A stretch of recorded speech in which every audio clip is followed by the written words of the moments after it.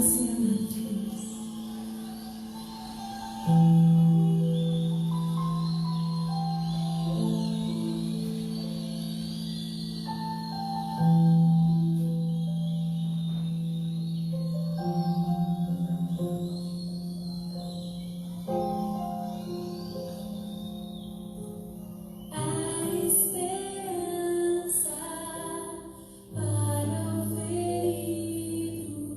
Como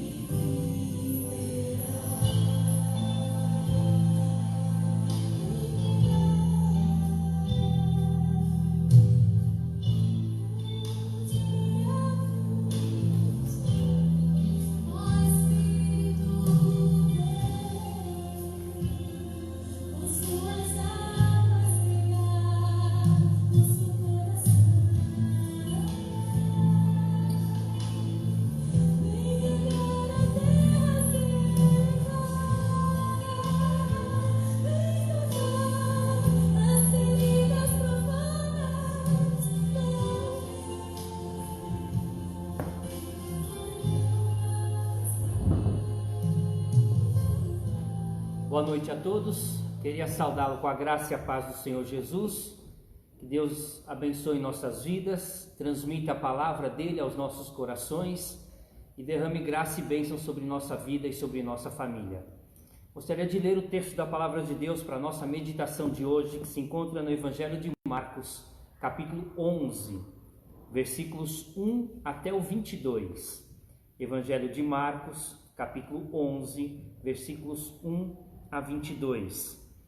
Enquanto você abre o texto da palavra de Deus, quero lembrá-lo que hoje nós comemoramos no calendário cristão a entrada de Jesus em Jerusalém, o chamado Domingo de Ramos.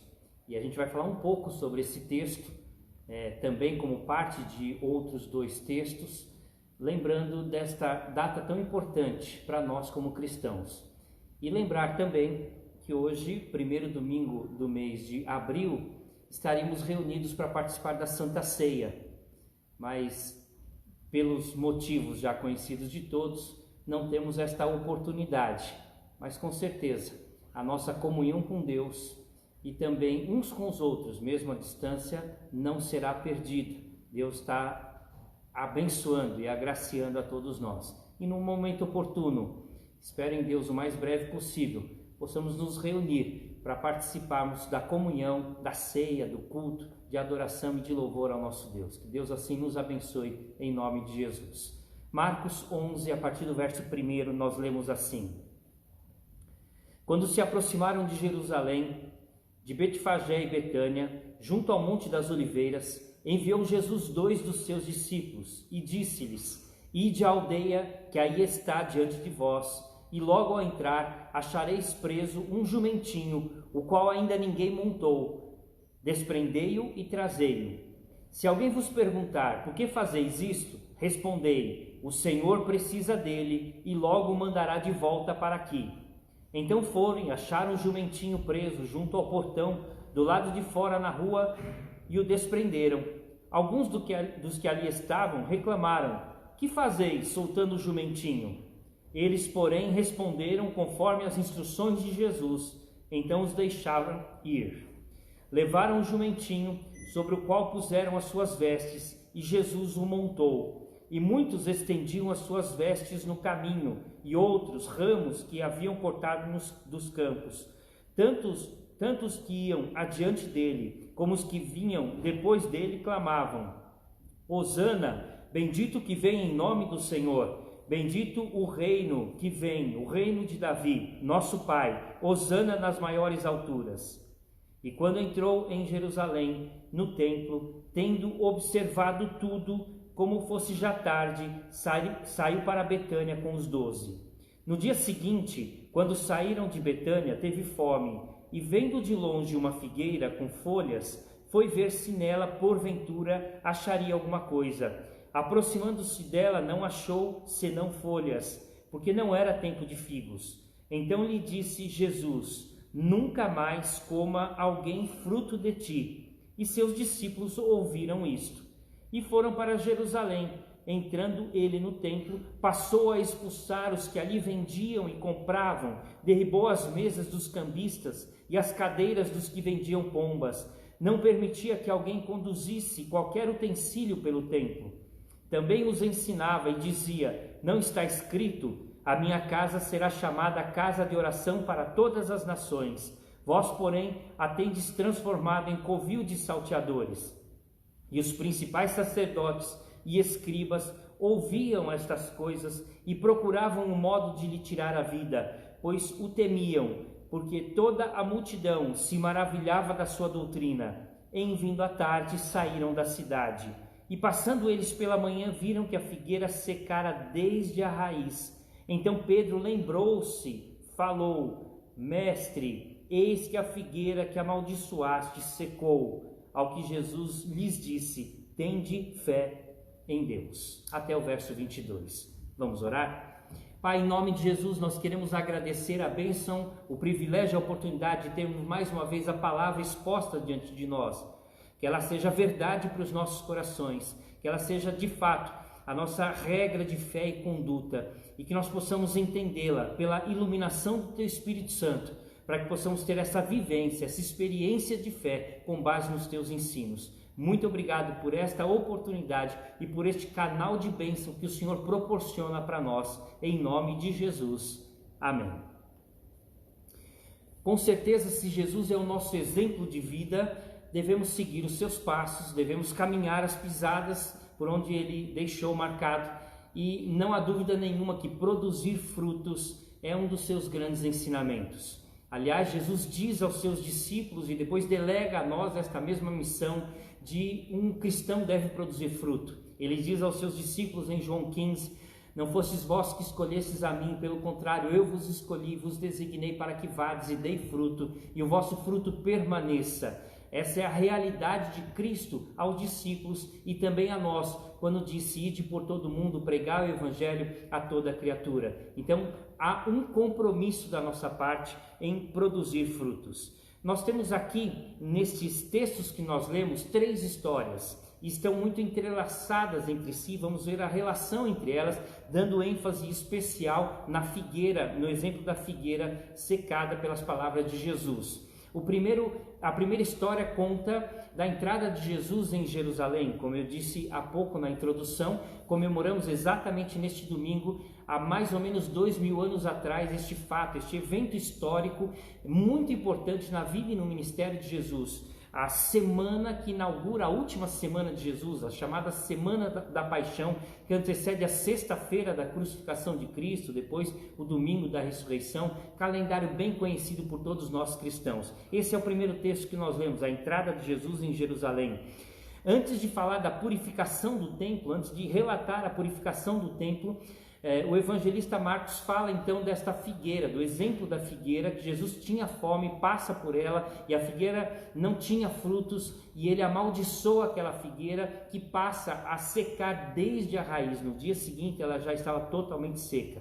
Então Jesus entra no templo e faz a purificação. Na verdade, ele começa o seu ministério, João capítulo 2, purificando o templo, e ele termina o seu ministério aqui na última semana também purificando o templo. Há lições preciosas com relação a tudo isso que nós vamos com certeza aprender e tirar. Por que essas lições ou esses relatos, essas histórias estão entrelaçadas?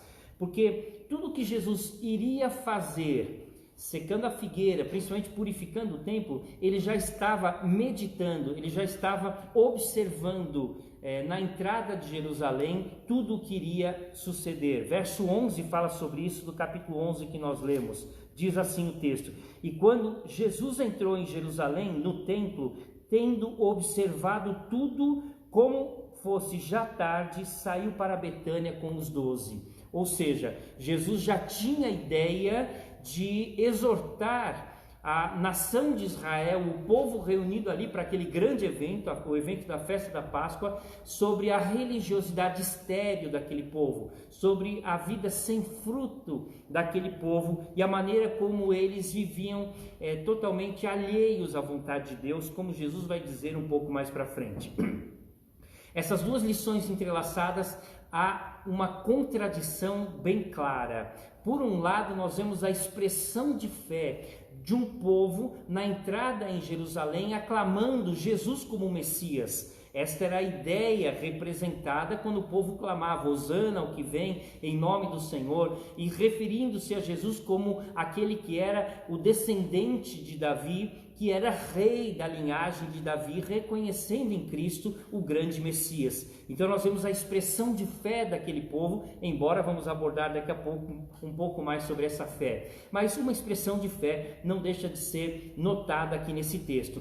E imediatamente posterior, no dia seguinte, a falta de frutos ou a total falta de fé dos supostos religiosos que estavam no templo, muito mais comercializando os seus produtos do que propriamente dito cultuando a Deus. Então, nesses exemplos nós temos uma demonstração de fé, ao mesmo tempo que nós temos uma demonstração de incredulidade e de falta de fé. Essa contradição de fé e falta de frutos ou falta de fé mostra para a gente duas lições surpreendentes, para a gente apenas refletir ainda nessa introdução. Há incrédulos tendo atitudes de crentes. Nós vemos isso na entrada em Jerusalém, a multidão toda reunida, sem nenhuma expressão religiosa alguma, apenas num amontoado de gente, apenas num movimento popular, estavam aclamando Jesus como Messias. Eram incrédulos, tendo expressões de fé, manifestações de fé. Isso quer dizer que há muita gente que não conhece a Jesus, que está demonstrando muitas vezes atitudes religiosas, o que pode não significar obrigatoriamente nada, como nós vamos ver que uma semana depois, esta mesma multidão que aclamava Jesus como Messias, estava gritando para que Jesus fosse crucificado. A mesma multidão, na mesma festa, na inauguração dela, aclamava Jesus como o Messias, como o descendente de Davi, como o Rei dos Reis, e logo em seguida essa multidão, incitada pelos sacerdotes e religiosos, gritavam para que soltasse Barrabás e crucificasse Jesus. Mas não dá para a gente deixar de notar esta expressão de fé inicial do povo, incrédulos tendo atitudes de fé, enquanto a outra história da purificação do templo nos mostra exatamente o contrário, que há crentes que têm atitudes de incrédulos. Pessoas que iam para a igreja para fazer os seus atos religiosos, os seus sacrifícios, as suas orações,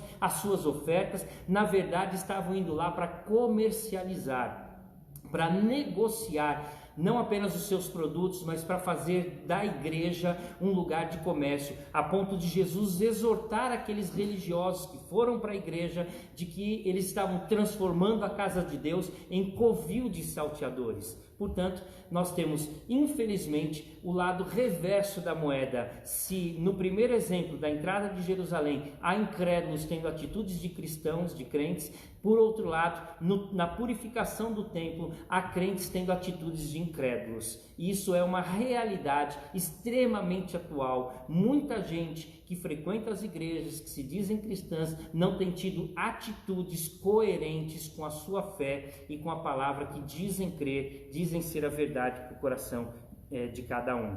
Por isso, a lição da figueira estéril cabe muito bem no intervalo entre esses dois acontecimentos, a entrada de Jesus em Jerusalém e logo em seguida a purificação do templo, e no meio um episódio, poderíamos dizer, talvez um leitor desatento que passe rápido pelo texto pode pensar, uma história sem pé nem cabeça, um fato corriqueiro, mas de maneira nenhuma isso acontece na vida ou no ministério de Jesus, e aqui também não. Há uma relação muito grande, há uma história muito grande entre esses dois acontecimentos e aqui a figueira estéril. E daqui eu queria tirar então duas lições preciosas para a nossa vida no relato da figueira estéril, o texto que se encontra no capítulo 11, a partir do verso 12. Até o verso de número 14, e depois venha dos versículos 20 até o 22. Vamos refletir um pouquinho então, duas lições preciosas sobre a figueira estéril. A primeira lição que eu quero destacar do texto da palavra de Deus, e logo no começo do verso 13 nós vemos essa realidade, é que as aparências enganam. As aparências enganam. O texto diz assim, verso 13: E vendo de longe uma figueira com folhas, foi ver se nela, porventura, acharia alguma coisa. Aproximando-se dela, não achou nada senão folhas. Olha o texto como é claro. Jesus saiu de Betânia, estava com fome, e ele passa por uma figueira, e ele vê a copa frondosa, as folhas bonitas, e ele identifica que aquela figueira poderia ter algum figo, mesmo que temporão, como diz o final do verso 13. Mas ele, ao chegar próximo da figueira, começa a levantar as folhas, começa a procurar algum fruto para saciar a sua fome, e ele não encontra nenhum tipo de figo. Então ele diz: amaldiçoada seja essa figueira, e ninguém mais coma fruto dessa figueira. E a resposta é clara, porque só havia folhas na figueira. A vida de aparência. Aquela figueira só tinha aparência de fruto, mas não tinha fruto nenhum. Quero lembrar em algumas situações corriqueiras e diárias nossas, em muitas áreas da nossa vida, como as aparências podem enganar. Por exemplo, um bom vendedor pode iludir muitos a comprarem um produto que não vale o preço que realmente merece. Por quê? Porque ele tem o seu poder de influência, ele tem a sua lábia, como nós dizemos, e ele acaba vendendo algum produto que não vale o seu valor, mas pela conversa, pela ousadia, pela facilidade, ele acaba passando determinado produto. Uma outra ideia, um marketing de influência eficiente, ele pode influenciar você a fazer determinados investimentos financeiros que possivelmente não sejam lucrativos, ele esteja pensando só nele. Muitas vezes recebemos ligações de bancos e outros investimentos, setor de investimento, e pode ser que esse marketing, por um poder de influência, acaba levando o cliente a fazer algum investimento que na verdade não é lucrativo nenhum, apenas visando e pensando na própria instituição e não apenas no cliente. Então, esse é o poder da influência, e às vezes nós somos enganados também por isso. As aparências enganam, se promete muita coisa. Vamos pensar num político, por exemplo, que vai fazer ali o seu discurso às vésperas de uma eleição, as suas promessas. Quantas pessoas são levadas pelo poder da influência, são enganadas pela aparência de um discurso. Então nós vamos acompanhando em muitas situações da vida em que as aparências enganam. Muitas vezes nós somos iludidos por essas falsas ilusões, por essas falsas realidades. E no texto que nós lemos relata exatamente isso. Aquela figueira estava iludindo os transeuntes, as pessoas que passavam por ali, e elas acreditavam que havia fruto naquela figueira e na verdade não havia absolutamente nela, apenas aparência, apenas folhas. A figueira sem fruto mostra claramente a característica da religiosidade estéril de Israel. Por quê? Porque as pessoas estavam indo para a igreja, as pessoas estavam fazendo as suas práticas religiosas, estavam prestando os seus sacrifícios, estavam fazendo as suas ofertas, estavam cumprindo a lei, estavam participando das festividades, estavam fazendo as suas leituras e orações, mas na verdade era só aparência, era só folha. Alguns meses antes, Jesus já havia alertado a multidão a respeito dessa mesma realidade. Ele conta uma parábola muito interessante, que um produtor, um agricultor, tinha na sua terra uma figueira que não produzia fruto. E esse agricultor, esse dono de propriedade, disse para o seu funcionário: pega um machado e corta essa figueira desde a raiz, para que ela não produza mais, porque ela só está ocupando espaço. E aquele servo disse: não, deixa eu trabalhar mais um pouco, senhor. Se eu não conseguir preparar o terreno, adubar, e ela não produzir o ano que vem, então nós cortamos. Ou seja, Jesus já vinha alertando anteriormente a nação de Israel de que havia uma vida infrutífera, uma vida só de aparência, uma vida só de folhas, sem fruto nenhum. Lembra no começo do ministério de João Batista, quando ele pega um machado e coloca no pé da árvore e diz para a nação de Israel: o machado está colocado na raiz da árvore.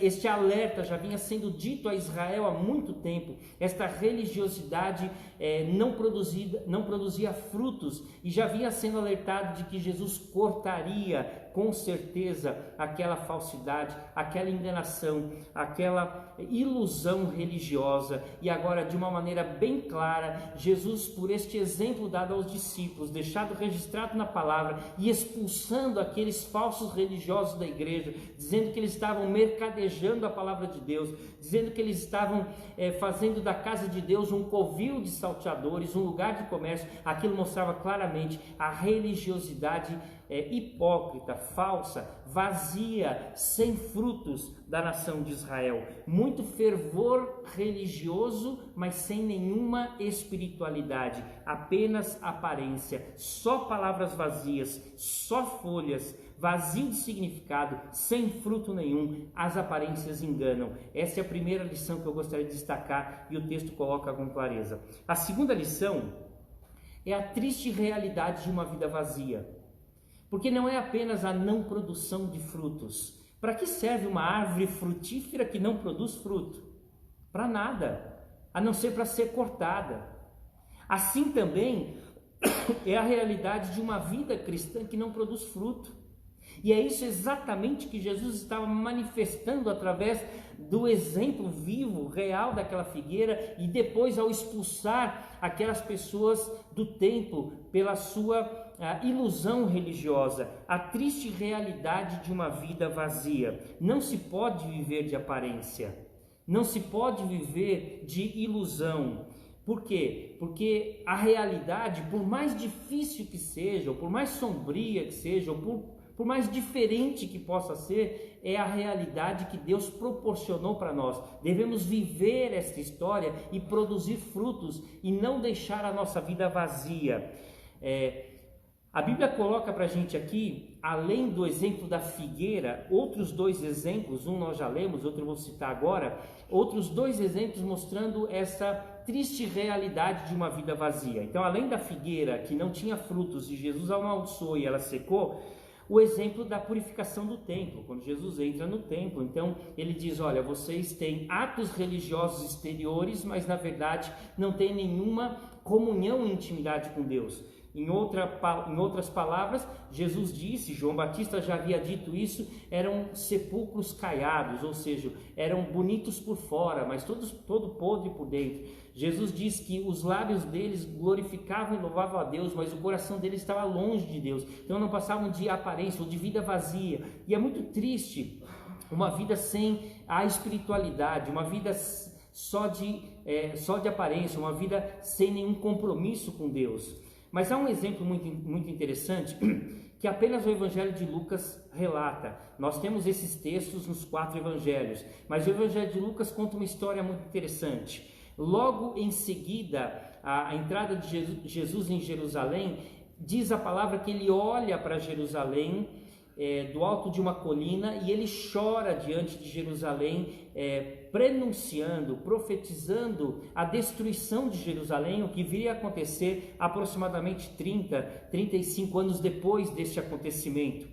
E nós vemos que ao chorar sobre Jerusalém, Jesus diz exatamente esta mesma ideia, essa mesma profecia, que a vida religiosa era uma vida sem fruto, uma vida vazia, e Jerusalém era triste por causa disso, porque não havia um compromisso com Deus, não havia um comprometimento com o reino de Deus. Em outras oportunidades, na história passada de Israel, os cativeiros levaram o povo a refletir sobre isso, e agora a destruição de Jerusalém iria enfatizar essa realidade. Lucas 19, 41 a 44 mostra exatamente isso, Jesus chorando sobre Jerusalém, a vida infrutífera, a triste realidade de uma vida vazia. Portanto, nós vemos histórias entrelaçadas, a figueira sem fruto, Jesus purificando a religiosidade estéril de Jerusalém, de Israel, ao mesmo tempo que ele chorando pela vida vazia e sem sentido de Jerusalém e a destruição que estava próxima a acontecer. É muito triste quando um cristão vive a sua vida cristã, passa anos da sua vida e não conduziu nenhuma pessoa a Cristo e não produziu nenhum fruto. Você lembra da história da parábola dos talentos que Jesus conta? Bem próximo dessa época, ele diz que um senhor dividiu os talentos, 5 para um, 2 para outro e 1 para outro servo.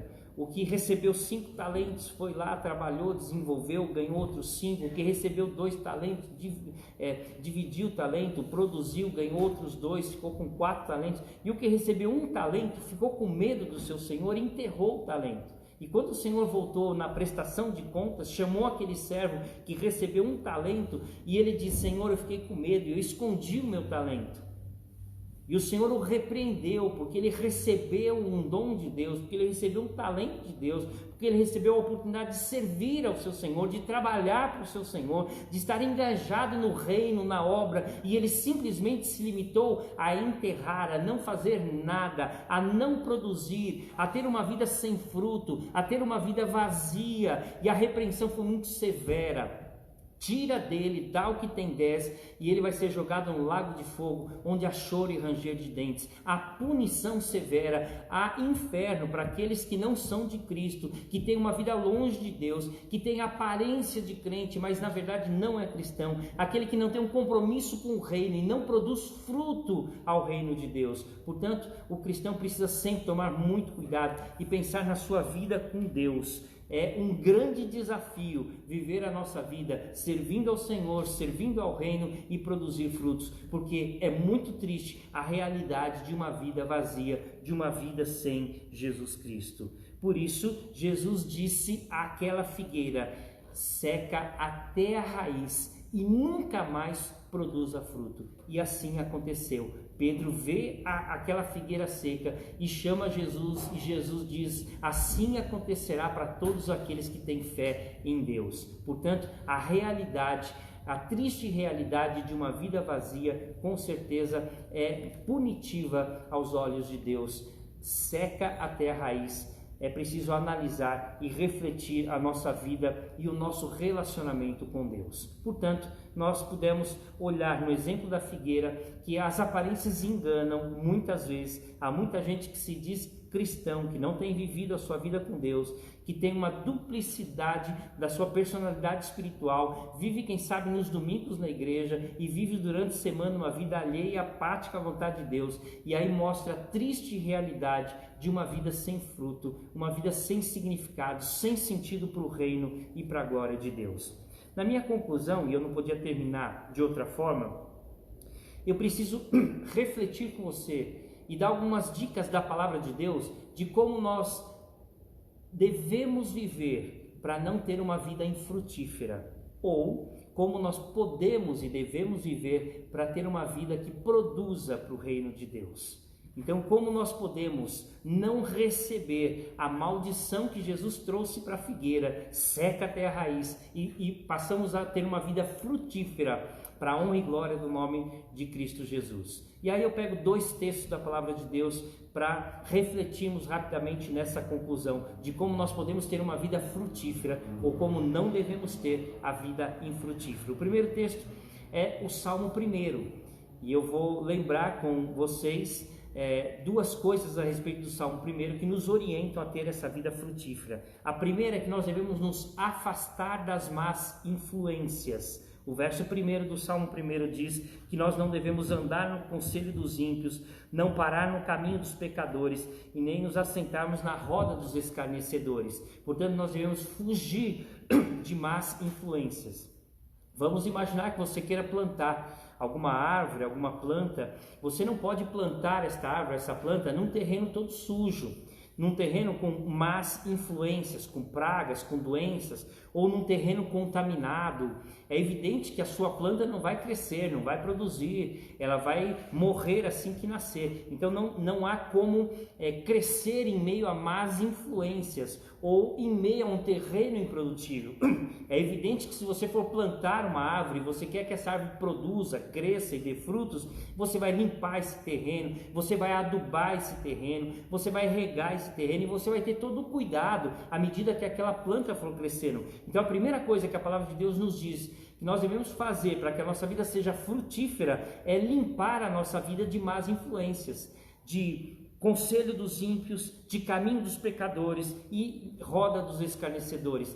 Que a gente possa tirar da nossa vida essas más influências que vêm até nós, não apenas através de conversas ou de amigos, como o texto aqui sugere, mas também, evidentemente, através das coisas que podem entrar no nosso lar, através de mídia, através de conversas com outras pessoas, através da televisão, enfim, há muitas maneiras que essas más influências podem entrar no nosso lar. Portanto, não deem ouvidos a essas más influências se você quiser ser uma árvore frutífera.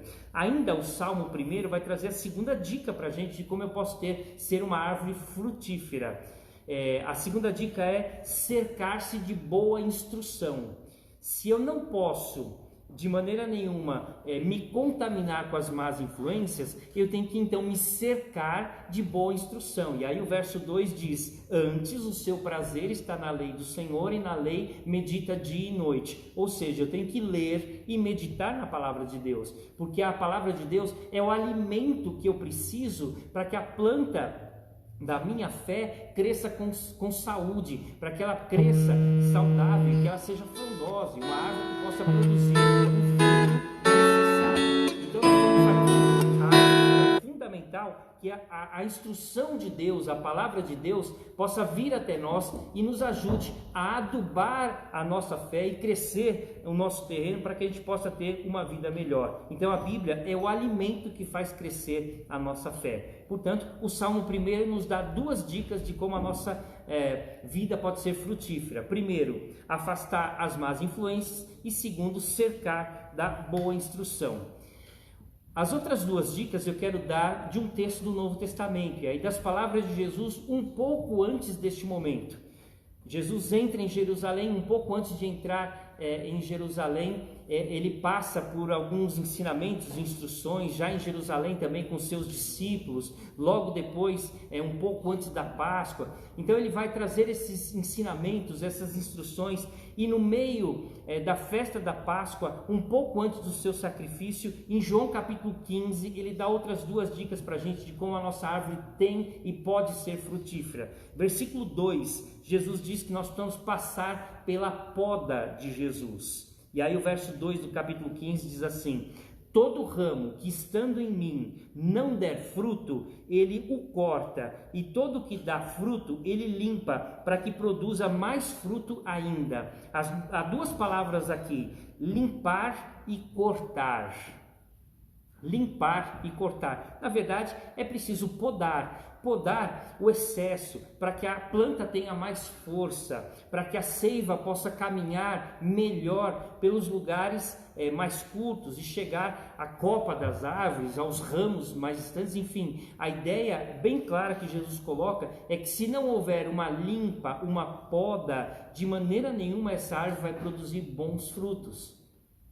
É interessante porque se nós fôssemos perguntar para a árvore se dói a poda, a corta, com certeza ela diria que sim. Eu imagino, se nós tivéssemos que passar pela poda, com certeza isso traria alguma dor. E na verdade na nossa vida espiritual isso acontece. O que Jesus está dizendo é que o crente que não produz fruto, ou que produz pouco fruto, deve ser limpo, ou deve ser podado, para que ele possa crescer mais forte. E eu tenho certeza que a poda de Jesus dói, porque ele vai cortar muitas vezes aqueles pecados que nós temos um carinho extra, ou quem sabe um apego a alguma coisa material que tem nos afastado da obra do reino de Deus. Quem sabe algum gosto e preferência por algum programa de televisão que tem nos prendido, ou por alguma pessoa que tem roubado o nosso tempo. A poda de Jesus com certeza vai trazer alguma dor, mas não há dúvida nenhuma que nós vamos crescer a partir daí, porque vamos ter mais força e a palavra de Deus vai estar mais forte e poder caminhar na nossa vida. Portanto, a terceira ideia para que a árvore cresça e para que a gente produza bom fruto, nós precisamos passar pela poda de Jesus. Se nós quisermos frutos mais saborosos, se nós quisermos uma árvore mais frondosa, nós precisamos passar pela poda de Jesus. E por último, em quarto lugar, para que a gente tenha uma vida com uma árvore mais frutífera, produzindo mais frutos, nós devemos permanecer ligado ao tronco que é Jesus. Nós devemos permanecer ligado ao tronco. Olha o que diz João 15, versículos 4 e 5.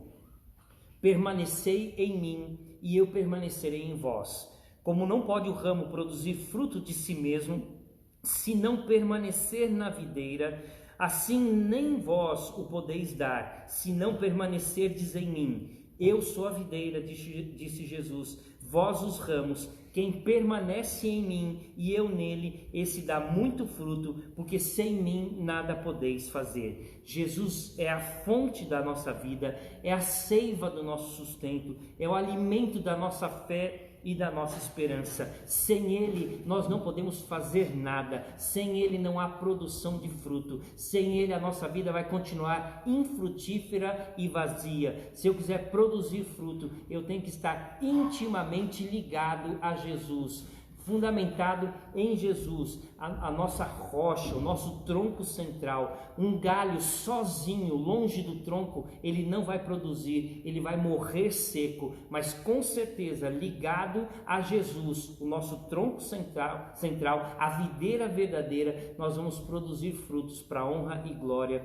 do nosso Senhor. Portanto, quando o Senhor vier e perguntar para nós dos nossos frutos, o que vamos apresentar a Ele? Só folhas? A triste realidade de uma vida vazia?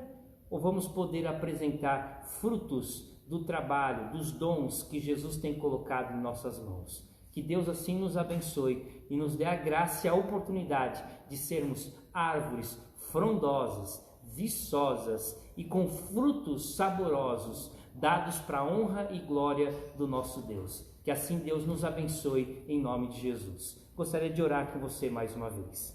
Graças te damos, Deus Pai Todo-Poderoso. Graças te damos, Senhor Jesus, videira verdadeira, a qual estamos ligados, a qual permanecemos arraigados, para que a nossa vida tenha sentido e significado. Trabalha em nós e nos dá a graça de sermos usados para a glória do Senhor, para que frutos do trabalho nosso sejam alcançados para a honra e glória do Senhor. Afasta de nós, Pai, em nome de Jesus, esta ilusão de uma vida só de folhas. Afasta de nós, Deus, a triste realidade de uma espiritualidade vazia e coloca em nós o desejo sincero, ardente e verdadeiro de sermos úteis na Tua obra, vasos preciosos, videiras frutíferas para a honra e glória do Senhor nosso Deus. Que o Senhor assim nos abençoe, em nome de Jesus. Amém. Que Deus abençoe você, querido irmão, irmã, amigo que nos assiste, que a sua semana seja abençoada, que Deus te dê paz, proteção, cuidado, guarde de todo mal, te ajude, proteja você e sua família, te dê o sustento necessário em nome de Jesus. Deus abençoe.